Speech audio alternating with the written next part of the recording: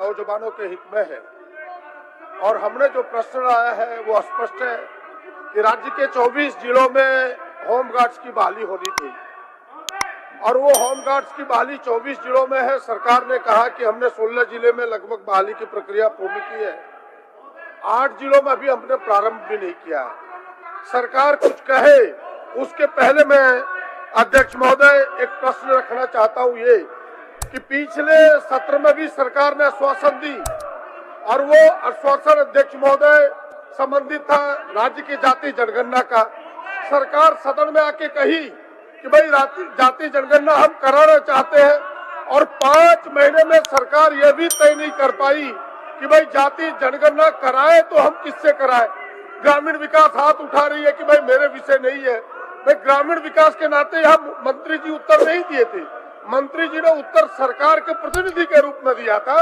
उनको सरकार को अब तक निर्णय लेना चाहिए था और सरकार अगर विधानसभा में कहा करके 5 महीने तक कुंडली डाल के बैठे रहेगी तो फिर इन प्रश्नों को जो मैंने सामने लाया है उस पर भी उत्तर अगर सरकार देगी तो उस पर हम कैसे भरोसा करें अध्यक्ष महोदय।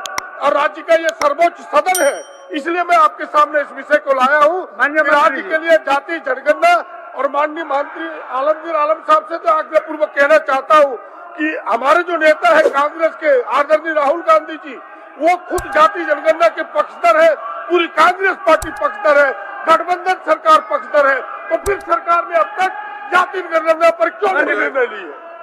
इनके साथ साथ माननीय सदस्य ने यह बात उठाई कि सरकार की तरफ से मेरे द्वारा सदन में यह बात कही गई थी कि जातीय जनगणना हम लोग शुरुआत करेंगे।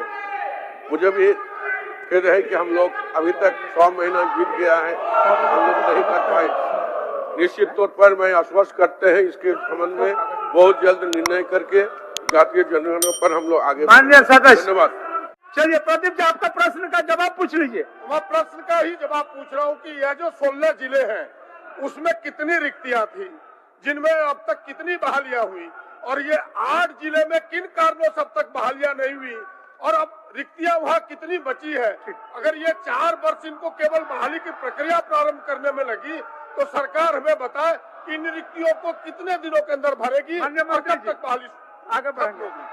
16 जिला में अभी तक हो चुका है, संख्या तो मेरे पास है नहीं, संख्या कितने लोगों का बहाली होगा उसका जवाब हम माननीय सदस्य को दे देंगे।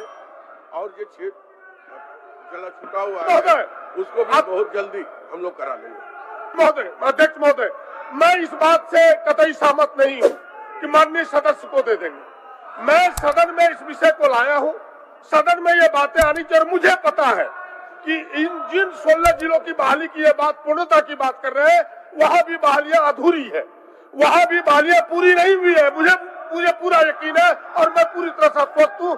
3 जिले देवघर, गोड्डा, दुमका को तो मैं बड़ी नजदीक से जानता हूँ और इन 8 जिलों में बहालियां प्रारंभ भी नहीं हुई है, खुद सरकार मान रही है।